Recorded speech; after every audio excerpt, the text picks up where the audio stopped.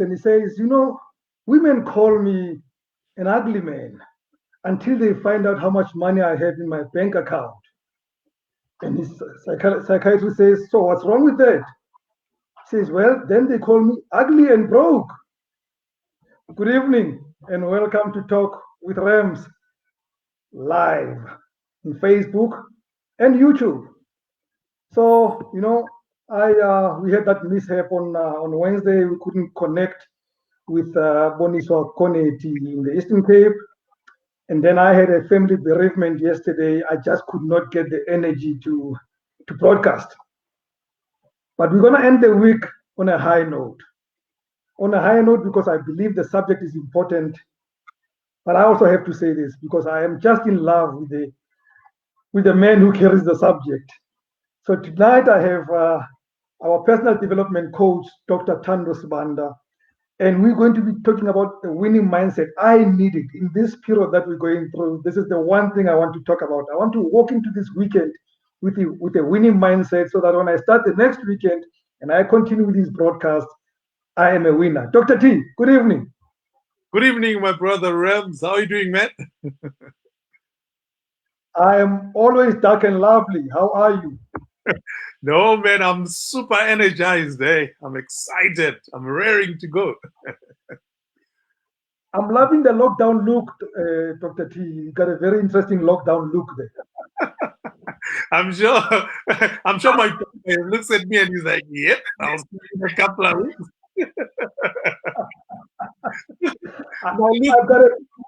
My look is job security for my papa.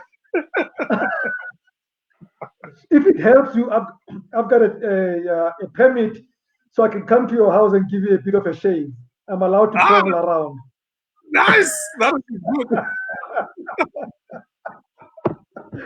So, folks, please join us on Facebook. Send us questions, send us comments. We'd like to hear from you. This is a conversation for everybody. Remember to follow the page. It is very important if you like the page. It helps us to reach more audiences. Do share with many other people. Set your notifications so that you always get it when we go live. So, Dr. T, let's start at the top.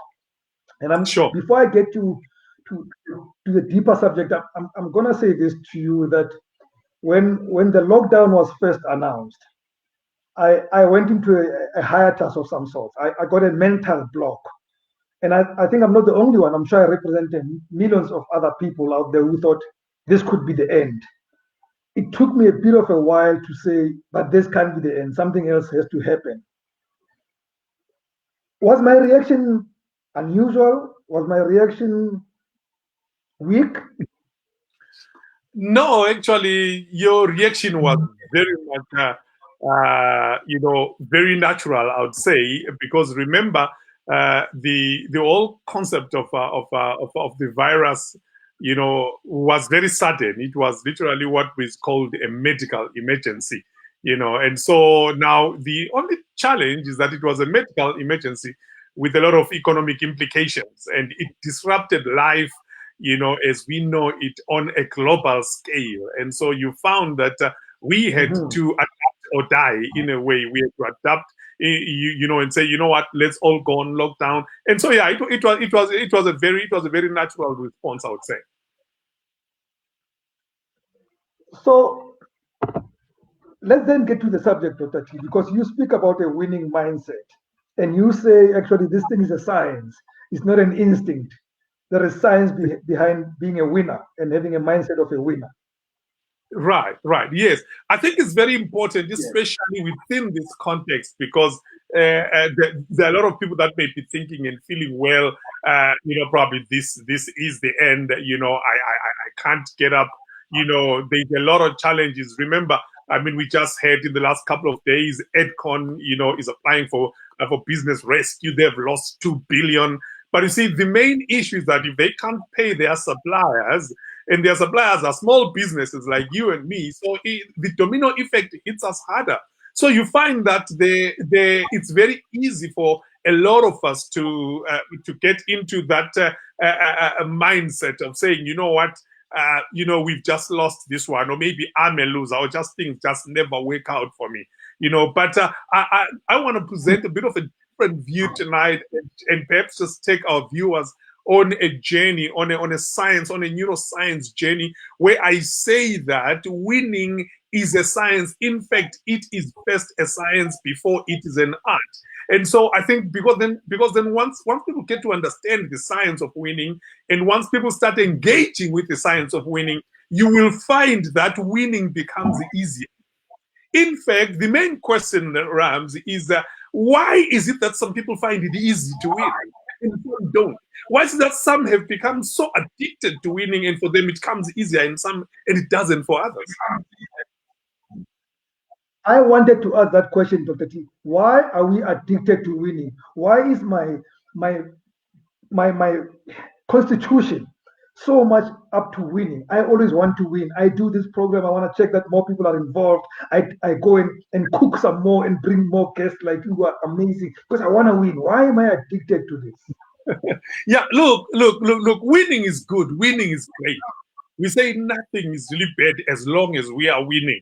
You know, there's something that is on the inside of us. It's part of our DNA that releases reward chemicals when we win. You know, when you win, your body and everything else releases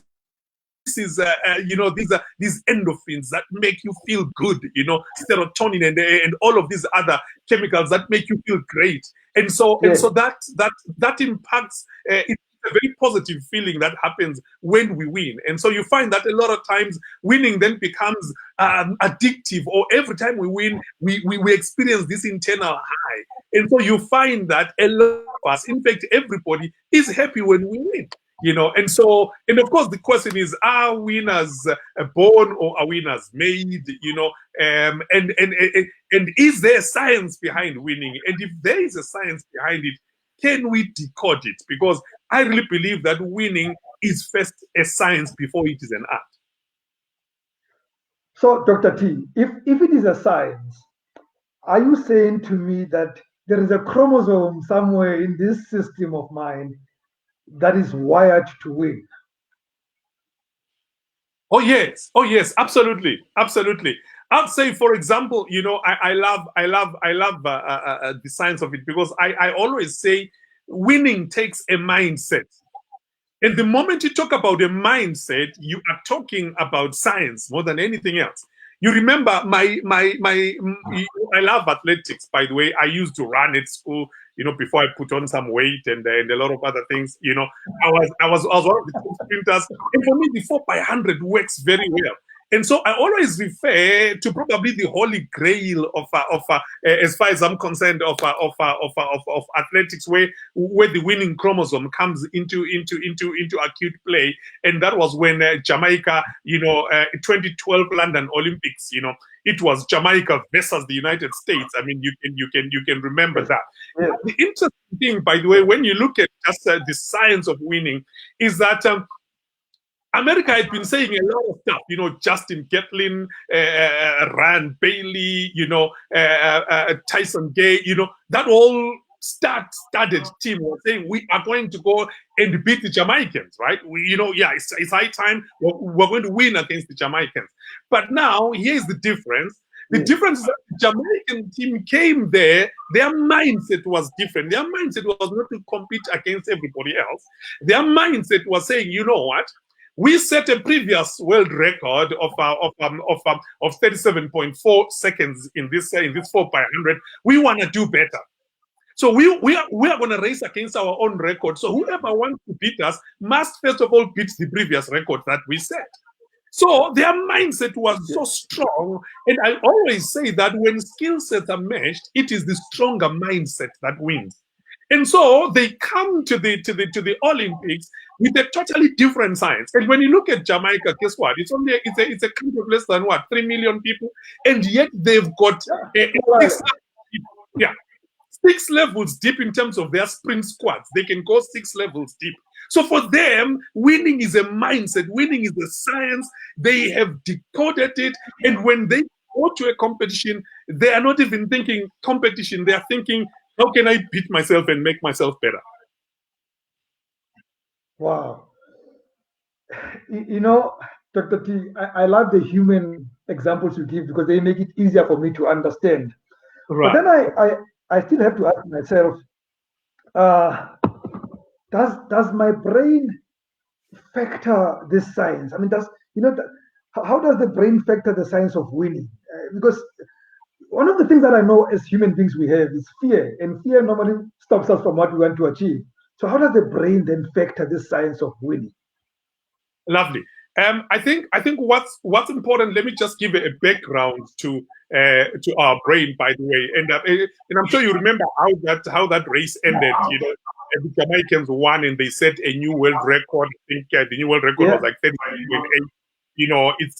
It immortalized them in a sense. Usain Bolt, Nesta Carter, Trell Kimmons, and yeah, those. So it immortalized them. But now, when you look at the science behind it, you've got to just understand the importance of the human brain, because it is the engine room that drives the winning mindset, literally.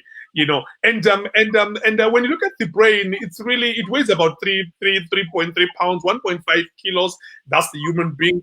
It consists of about 60% of fat. It's one of the fattest organs in the human body, and here is where it gets interesting. The brain has about 160,000 kilometers of blood vessels, by the way, and the science is evolving on that. what? 160,000 kilometers of blood vessels, and it has at least 100 billion neurons. And that's why I'm going to get into a little bit of the science, but I'll break it down for people to understand. 100 billion neurons, as many as are the stars in the Milky Way. So it's a very important organ in our body. And now, to understand the body, the brain better, you've got to understand the triune brain theory. There was a neuroscientist in the 1960s. His name was Paul MacLean. He came up with the framework. Of course, the science has progressed beyond that, but when you understand just the basic framework, that the human brain has got three parts to it. The first one is called the reptilian brain. Now, the reptilian brain looks after our survival. It keeps all of our body, our vital organs functioning. But it's also the one that moves to protect us. It thinks reproduction. It thinks survival. Anything that speaks to those areas is hitting the reptilian brain, right? That's the first part. Then the human body, the human brain, the second one is called the limbic brain. Now, the limbic brain is where you find most that's where your hypothalamus is. That's where a lot of other different organs that have to do with our existence stay. In the limbic brain, your emotions, your memory, your priorities. That's literally your engine room. When I told you my name, you memorized it. All of that sits in the limbic system of your brain. And then, of course, the third part is what we call the neocortex. This is the neocortex. This is your thinking brain, or this is my thinking brain. The neocortex, where we've got the intellectual functions. Now they all work together. But it's important then to understand that that's the core of the human brain. So your adverts, if they want to give you emotional adverts, they craft them towards your limbic system, towards where you care. But if they want to do hard sales, they will push the adverts towards your reptilian brain, because it concerns your survival. And so you find that the brain is the engine room behind anything and everything that happens in your body. So you can't talk about a winning mindset unless you understand the brain and how the brain comes together. Well, Dr. T, before we continue, I must acknowledge people are joining us. They're enjoying you. Pearl T. Hassan says something very funny. She says, Dr. T, is the camera and the lights, or are you now a yellow bone? And then Hope Kulube says, good evening. Sabelo Danjana says, Dr. T. That's how it just says Dr. T, the same way I feel. Precious Malachi says, good evening. So says Hemen Sambo. So says Musedin Kanyane. So says CD Gugu. And I'll read some others as we go forward. Please, guys, we're talking winning mindset here. So if you want to ask about how you want to win, ask questions so that we can get Dr. T to help you with tips. But we're going to get to tips I had to start with a background because I'm a kind of a background kind of person. And for a Right. while, until Dr. T spoke, I thought there was one important organ in my body. Now I know the brain is more important than the other organ. So I'm not even going to speak about that organ that I thought was most important. Now, all the time, Dr. T, in life, we speak Right. about the conscious and the subconscious mind. Right. And Right. for me, I want to know how they factor in this winning mindset. Okay, all right, lovely. Now, I think what's important to understand is that the science of the brain, when we speak of the conscious and the subconscious mind, it's actually another way of just understanding our makeup. For example, our conscious mind is our intellect. I mean, if I were to show you the brain diagram, I'd probably refer more to your neocortex, and your of course the prefrontal cortex and all the accompanying lobes, where the intellectual functions take place, where the imagination takes place. Now the conscious mind, or rather your intellectual mind, is how we interface, right, with the world through your RAS, your reticular activation system.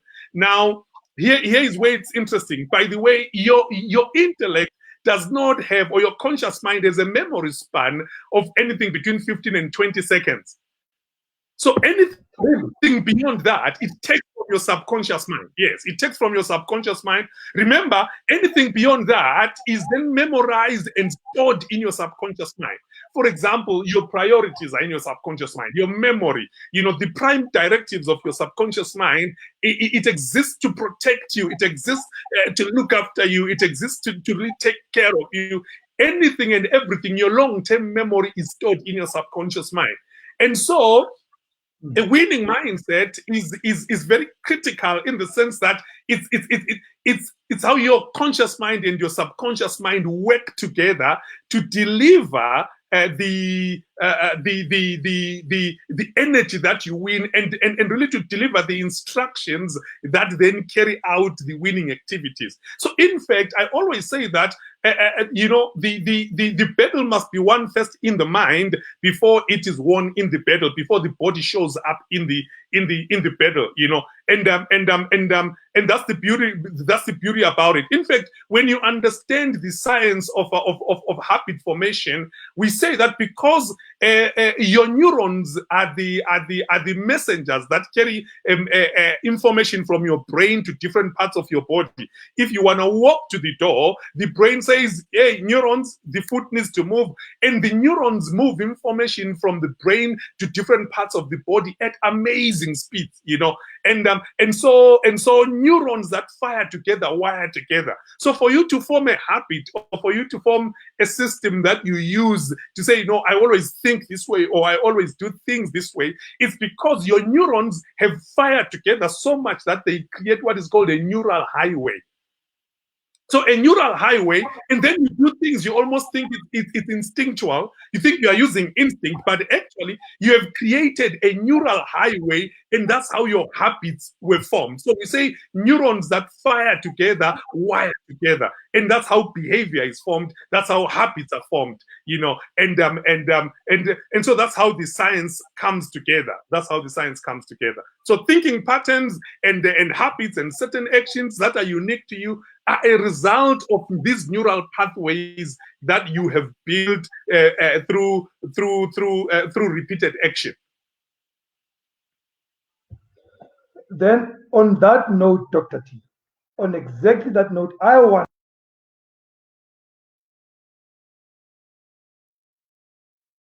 that I can build a new mindset. I've had this mindset, maybe of fear, maybe of not being a great achiever, but I want to win. So, I've had the science now. I understand neural pathways. It's giving me words I've never heard before. But now, practically, how do I build this new mindset, Dr. T, and become somebody who truly can win, somebody who truly can believe in winning? Okay, lovely. Now, let me break it down. Then I think we can take it further. Now, first of all, a mindset is a particular way of thinking. A mindset is a person's attitude or a set of opinions or a mental inclination. It's a system of thoughts. That's what a mindset is. Remember, the Romans invented concrete, and their concept was, look, if we mix cement with soil and add water and then expose it to certain temperatures for a while, once it sets, it doesn't change. It's difficult to do anything with it. That's why you can walk into a building and you see it was written in the concrete, Rams was here, or Dr. Tando was here. Once it has set, it has set. And so a mindset operates very much like that. But then the question is, how do we develop a winning mindset or a new mindset? Can we teach an old dog new tricks? I know we've used that term as a way of probably sticking with our guns and sticking with how we want to do things, and we've said, well, look, that's just the way I am, that's just the way I'm wired. You can't teach an old dog new tricks. Accept me for who I am.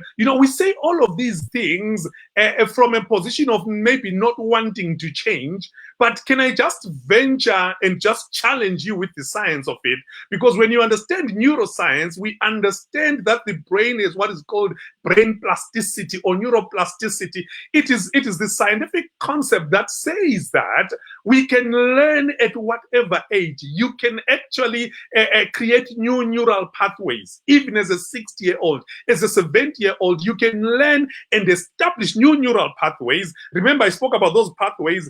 The ones you use become established more. They become neural highways, right? And that's how you actually achieve mastery in terms of a lot of things. But the ones that you don't use, they start to weaken and they eventually die. So the point is, yes, it is possible through the concept of neural plasticity to start learning new pathways. And of course, how do you do that? Let me just venture three things, then we can close. The first thing, how do you develop a winning mindset? You need to develop the right belief system. You need the right belief system. Now, a belief system is very important. In fact, a belief system is an internalized certainty concerning something. People don't question their belief systems. Once a belief system is formed and established and you accept it, it's a part of you. And I remember one time, as I say, I was flying to the UK and I flew through Istanbul, Turkey, 2 a.m., thousands of people there, So I land there as I'm going to my connecting flight. I see people who have put a mat in front of all the thousands. They've put a mat and they are praying. They are kneeling, they are praying.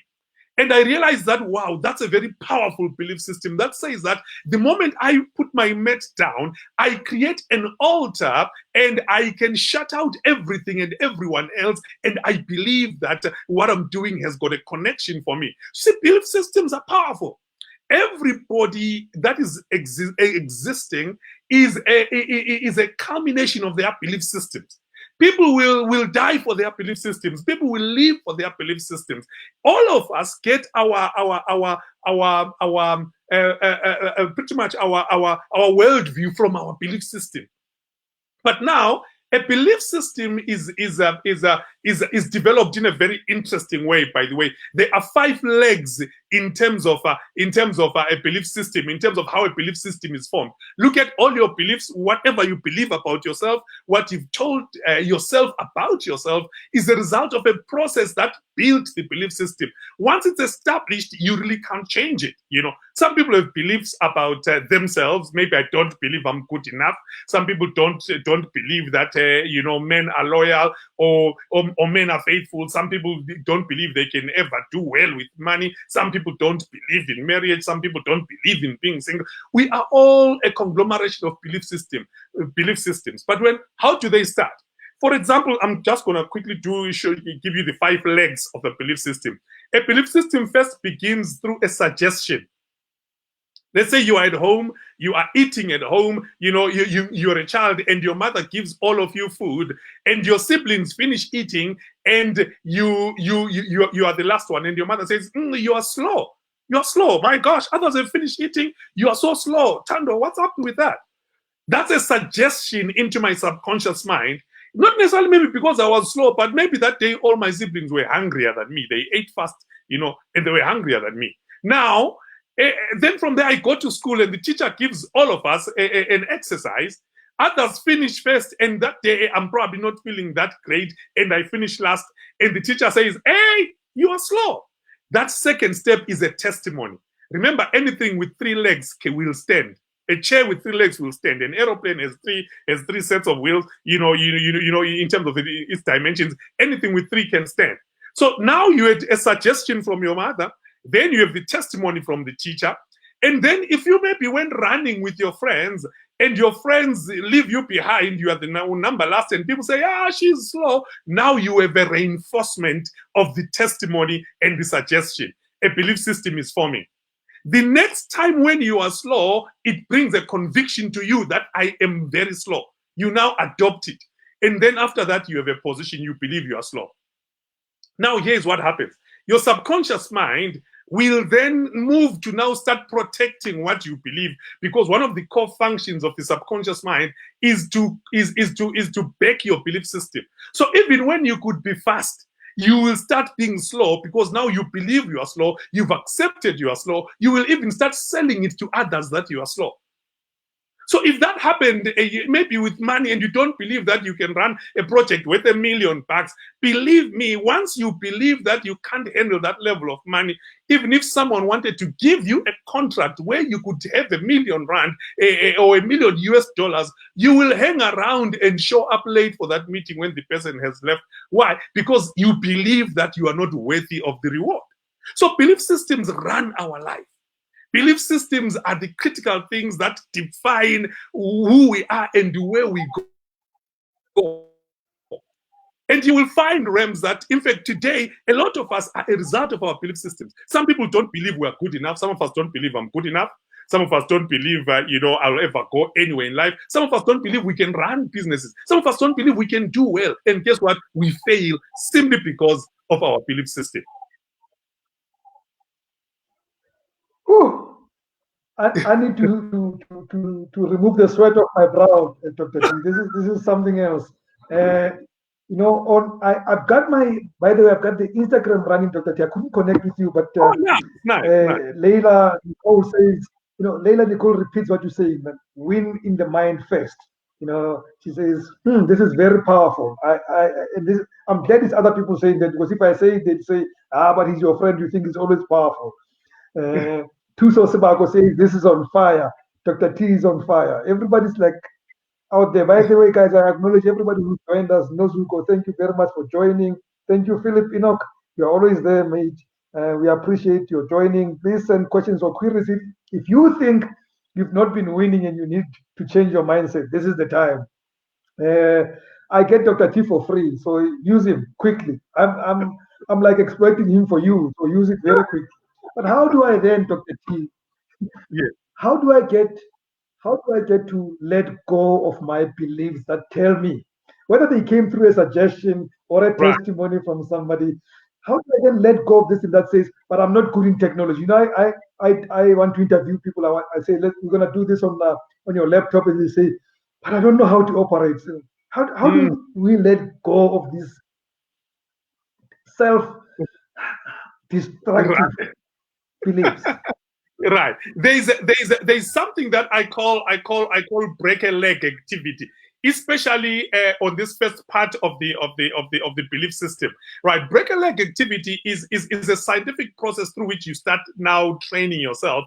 I wanted to interrogate every limiting belief, because remember, a belief system can have empowering beliefs or it can have limiting beliefs. Now, you need to do an exercise where you literally start interrogating every limiting belief that you have and break the legs that built it. Because remember, a belief system is very strong. It sits on certain legs, and those legs have a reference point. They have a testimony. They have a reinforcement. You have accepted them as absolute truth.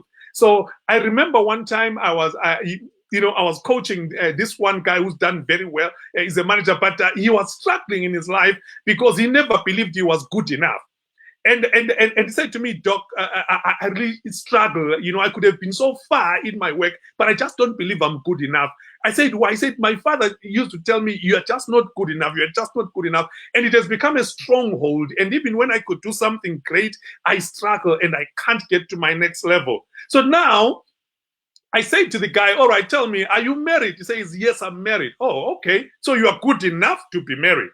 You are a husband, yes. Do you have kids? Yes. Oh, so you are good enough to have kids. Oh, yeah. Okay, at work, are you a manager? Yes, yes, yes. I'm actually a unit manager. Oh, so you are good enough to lead others. Oh my God. You know, so now the moment we, you know, oh, do you have a home? Yeah, I'm actually paying off. So you are good enough to actually have a home.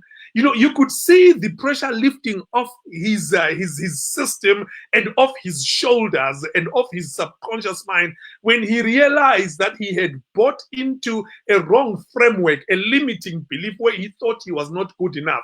He says to a point where even at work, when a question was asked and he knew he had the answer and he could articulate and solve problems for the organization, he would talk himself out of giving the answer because he thought, I'm just not good enough. Maybe they are going to laugh at me, or maybe they're going to laugh at what I have to say. And so you've got to break a leg. I call it the break a leg activity. Go back into every limiting belief, find empowering beliefs that disprove the fact that maybe you're not good enough, maybe you can't do this, and find some positive things in your life. And then you will get to a point where at least you realize that those legs were just not right. Those legs were just not right. I'd love perhaps maybe before we end, Rams, just to talk about the other two things. But we're not ending anytime soon. We're not ending anytime soon. I need to follow up quickly on that one. Where do I draw the line, Dr. T? Where do I draw the line between reinforcing the positive things and not getting the noise of that I'm not good? And on the other side, lying to myself. Could I stand up tomorrow and say, but I'm a great athlete in spite of my big tummy and whatever, and I call that a positive self-belief. Right. Remember, a belief system is an internalized certainty concerning something. So the whole concept operates on the principle of truth, because you are your own best prophet. You know, you can lie to others, but you can't lie to yourself, right? So the point is that the belief system addresses the core tenets that have built what you believe about yourself, right? So, for example, it's not the fact that I can believe that I'm the greatest artist, recording artist that ever lived, or I'm the greatest, athlete that ever lived. It's a point of saying I am good enough to compete. Because a lot of us don't even try competing because we just think we are not good enough. A lot of us don't step up to the starting line. It's not even about the ultimate prowess. It's really about the fact that a lot of us don't feel we are good enough to even step to an equal platform with everybody else. And so we always remain behind because we are self-limiting before we are actually limited by the circumstances around us. I'm going to move to something else, Dr. T, but I'm following up on this one and asking another different question. And I'm going to get personal here. So, I was trained as a journalist, and I've written and I've done stuff, and I had been limiting myself for a long time, and every time I got positive feedback from other people. People would see even a one-liner that I write, or a long tweet, or a long Facebook post, or something that I would have written, and people would give me feedback. But you write well. Why don't you write, creatively? So how is it that we can also dismiss the positive feedback we get from other people about us, and we still stick to our own limiting beliefs? How do we even dismiss affirmations from other people? What's wrong with us? Man, that's a very powerful question. That's a powerful question. Let me answer it with my next submission as the second point. The first one, I said you need to develop the right belief system. You let go of your limiting beliefs, right? Now, let me answer a question by my second point, where I say you need to raise the standard, right? You need to raise the standard. It's very important that in your mind, you must have a mindset of a raised standard. In fact, that word standard is two words. It's the word stand hard. In fact, it was a military term. If you remember, the immortalized Battle of Iwo Jima when the US led an invasion against Japan in 1945, in February of 1945.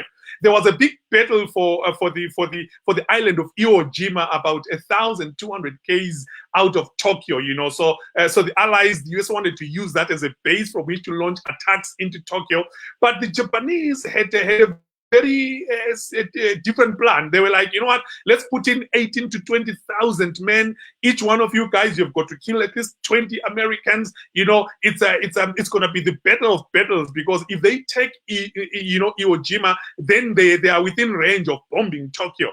So now America also sends close to 20,000 soldiers, and there's a picture that has been immortalized of American soldiers holding a flag and putting it down on Mount Suribachi, and that flag has immortalized the concept of a standard. A standard is a rallying point. A standard is where you call everything. That's where you stand hard. That's the concept. And so whenever you see a flag represents a standard. And so on Mount Suribachi, it became the standard of American persistence, ingenuity, that fighting spirit, that never say die, that never give up spirit, which today, by the way, is still very much seen in just how America approaches things. It's a mental standard that nation adopted. So now you need to raise your standard, raise your stand hard. Why do people take you seriously in your life? I will tell you, it's your standard. Why do people not take you seriously? Again, it is your standard. Your standard determines how you interface with the world. Now, let me bring it closer in terms of how your question factors in here. Right. There are two areas where you need to raise the standard. Number one, raise the standard of your words. It's very important. Why? Because your word is your world. And I will clarify that. We speak, science tells us that we speak on average between, say 145 to 160 words per minute. I know some people who can take it to 180, maybe 200, but it means that in an hour, you're speaking 9,000 words. In 8 hours, you're speaking 72,000 words. Multiply that by 3, you will find that you are speaking 7, 14, 21. You are speaking close to probably 250,000 words in a single day if you speak all the time.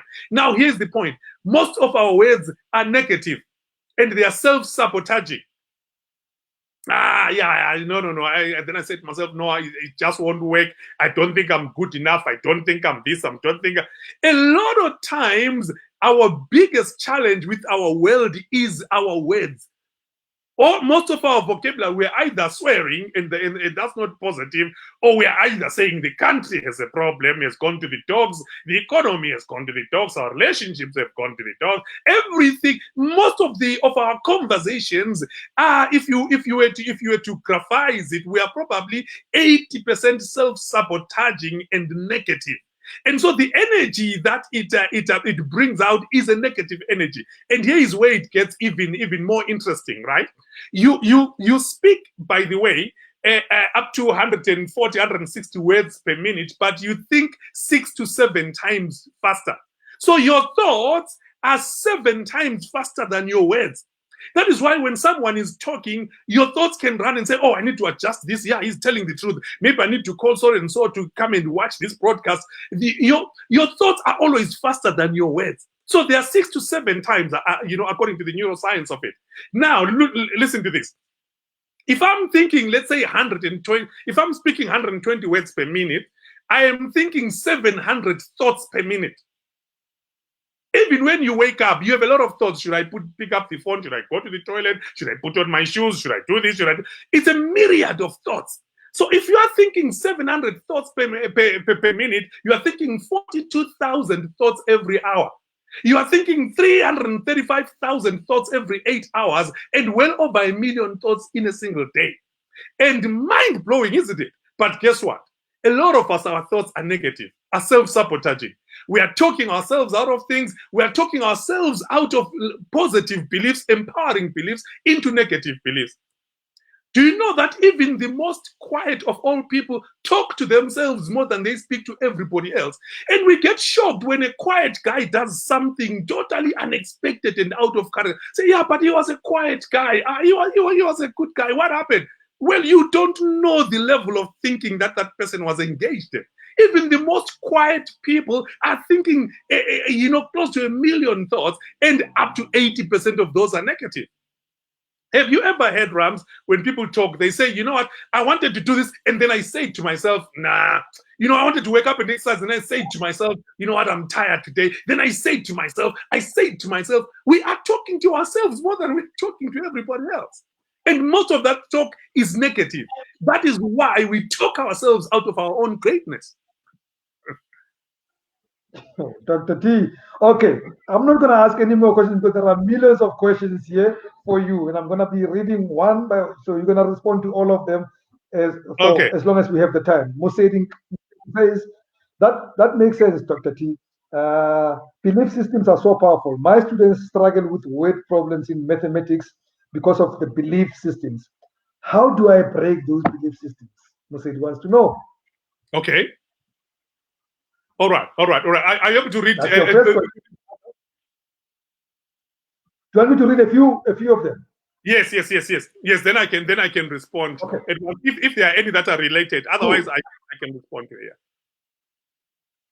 Okay. The next question is from Nozuko. She says, "Is it possible to create your own belief system without any of the external legs that suggest and reinforce your belief system?"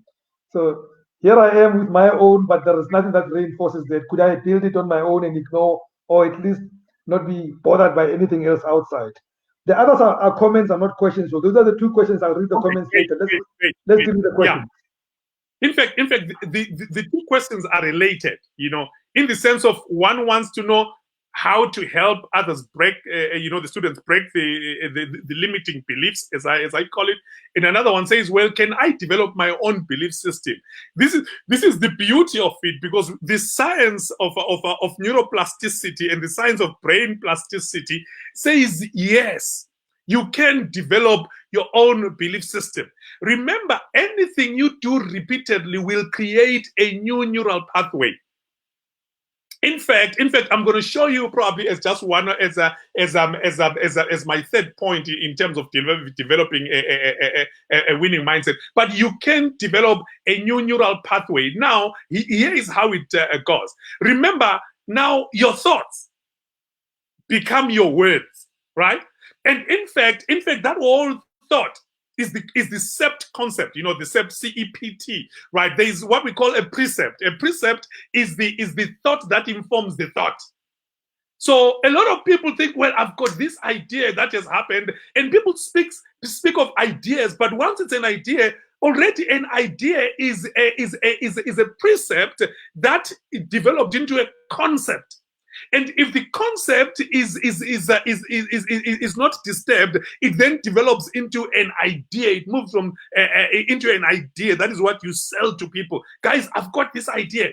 But the idea did not originate as an idea. It started as from a precept level into a concept level, then concept into an idea, then an idea. If it is unchecked, then it moves from the abstract into the physical, where now you're saying, okay, now I'm gonna do a prototype on my idea. Then you can see that, and then of course from there that goes into action, and then action becomes habits become character become destiny or destination. But the science says that if you can establish new neural pathways and establish a new belief system for yourself, and then create experiences that reinforce that belief system, you can definitely establish that. Because once you build the legs, it will stand on its own. A lot of people who've done great things is because even when no one else believed in them, they started their own neural pathway of saying, you know what, I'm going to believe in myself because I believe I'm great, I'm created awesome, I'm amazing, and I can do this. And when you do that, that is how you start creating your own belief system, even in spite of what other external thoughts may be. So the teacher can teach the students to create their own positive belief systems, and you can also create your own neural pathways. Huh. Yeah, Dr. T, they're coming in. They're coming in. Tutu Okay. Makati, good sister of mine. God, I have not seen her for 35 years or so. I applaud all those people who broke that stigma of being told they're not good enough. And they are very successful today. They believed in themselves. Pearl T. Hassan says, don't stop, Dr. T. Don't stop. Talk to us. And Pula Mufugen says, I'm generally a quiet person. Will I be successful in life? That's a very interesting question, Dr. T, because Right. I think Pula here is reflecting that belief system that's been created by the feedback he got from other people that if you are quiet, you can't be successful. You have to be abrasive. You have to be, you Absolutely. have to be seen out there. Is he, Absolutely. is he in that mind frame? Yeah. Absolutely. You see, what we need to understand is that Pulane is quiet in talking, but not quiet in thought. The point is that Pulane has a lot of thoughts. It's just whether Pulane decides to share them with others. Others have observed that Pulane doesn't really talk much, but it doesn't mean that Pulane doesn't think much. And remember, when it comes to what you become, you don't get what you wish for yourself, but you get the stories you tell yourself. I remember, in fact, the foreword on my book, by the way, check this out, Rams. Right here's the book I've written on the winning mindset, and the foreword Yes. was done by a gentleman called a coach from the US called Chris Songson. Really, really amazing author. He's an international author. Now, in the foreword, he talks about the fact that he actually visited another country. I think it was Tokyo. He was thinking about a friend of his that went on a trip and found a guy in a tattoo parlor who had tattooed on himself loser, loser, loser, loser, loser, loser, loser. There was a tattoo that said that. And then he asks the store owner and says, but who would tattoo loser on their body like that? And then the tattoo parlor owner says, you know what? The tattoo was first in the mind before it was in the body. So the point is, my level of talking to other people is not indicative of what's happening in my mind.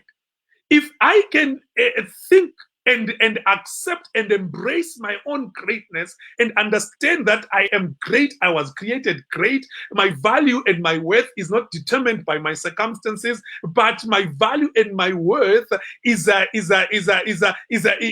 really core in my created chromosomes. Then you understand I'm a winner. In fact, Rams, let me say this to our viewers, that we are all born winners. When you understand just the science, the biology of human beings, right, you will understand that in intimacy, millions of seeds are deposited from the male into the female, millions. But only one will fertilize the egg and show up as Dr. T and show up as Rams. So, first of all, for you to arrive on this earth, you won a race against millions others who wanted to show up as you. So our core DNA is a winning one. So we were born winners. It's only that when we encounter circumstances that want to paint a different picture, we believe circumstances and not really believe our core DNA. We were born to win. That's why we begin by saying, why do we love winning? Well, we were born winners. That's the point. Dr. T, we're running out of time. So I want you to give me a tool. I want to give us a few tools that we can Right. take with to get this winning mindset. I want us to talk about that beautiful word called strategy. How do I Strategy. then build a strategy that is going to make me a winner as I go forward? Right. Number one, it's important that we change our strategy. A lot of us have been using, in fact, the word strategy is a military term, Rams. It's the Greek word strategos, which actually it actually means the art of the general. The general's art. Generals would look at how they would win a battle, how they would take out their opponents, how they would use the terrain, how they'd use it. So that system of mapping out a battle plan to outwit the enemy is what was called strategos, and that's where the word strategy came from. And so it's important that we change our strategy. If you have been a functional, or if you've been using a strategy that has not been working and you realize that you have not gone far, the first thing, tweak your strategy. And a lot of people are afraid of giving up, by the way. I always say you need to have the wisdom to know when to give up. When do you know it's time to give up? Well, you give up when over time your input exceeds your returns. Then it's okay to give up, because people have gone into debt, have lost their families, they've lost their homes, they've lost everything because they stuck to an idea that's not working, because they were told when you bite like a bulldog. No, you apply wisdom so that you know that if your input is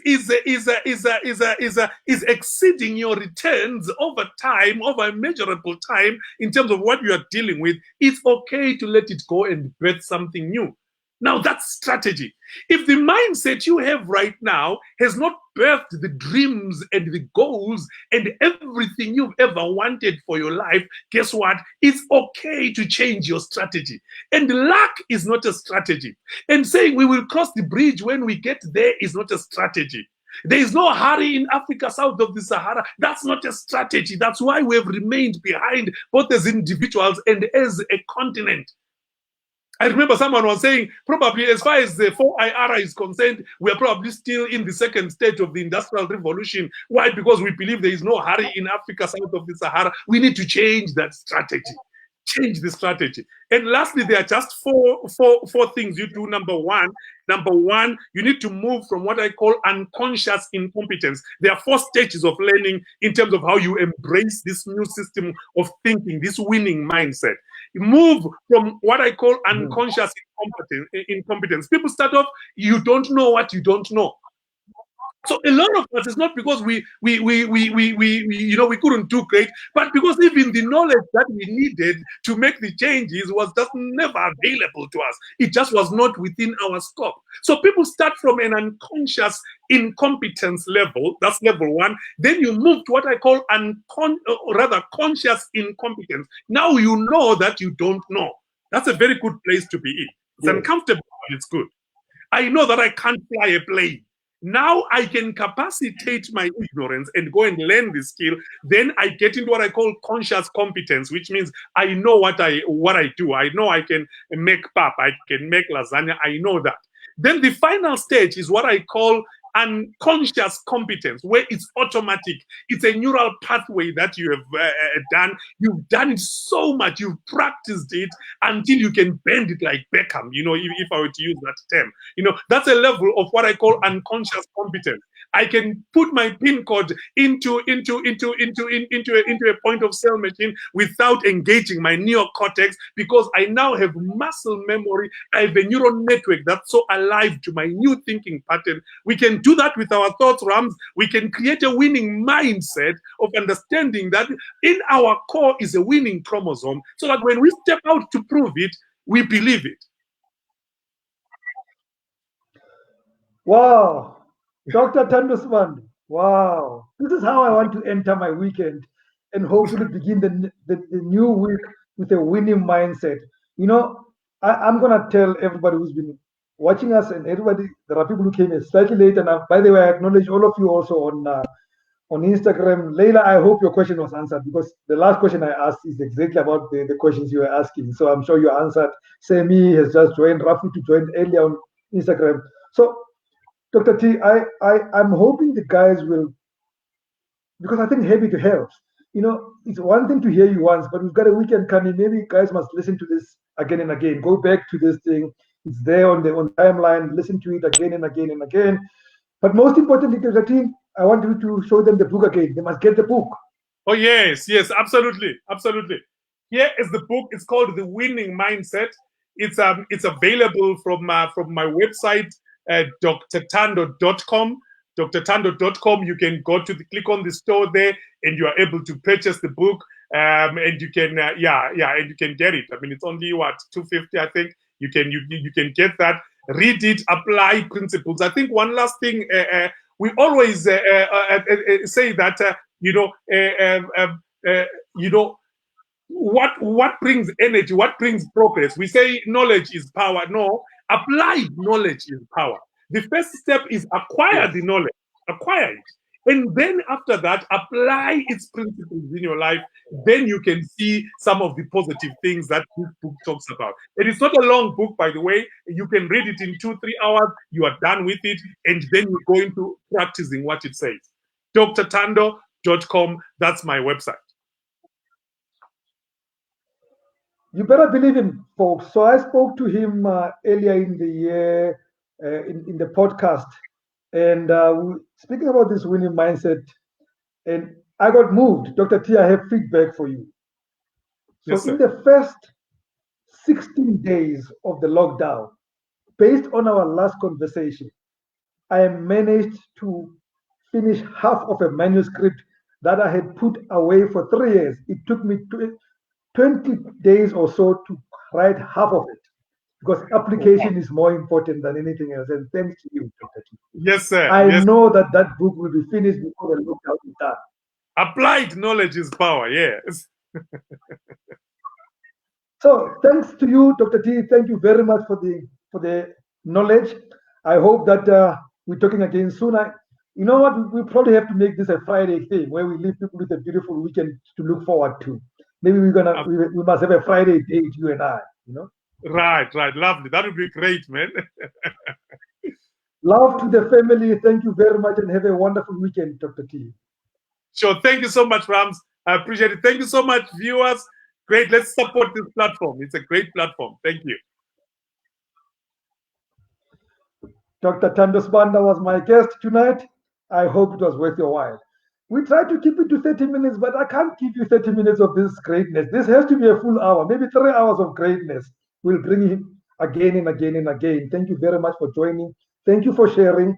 Do remember to press your notification. Do follow us. Press the like button. It's very important. Please press the like button because through that we can then spread the word to more people. We are also on Twitter and Instagram, and all of it is Talk with Rams. And on Facebook now, it's Talk with Rams Live. It's been wonderful having you. I wish you a great weekend further. I wish you a weekend of application of what you've learned, not only to know it, but go and apply it. From me, Rams Mabote, good night and God bless.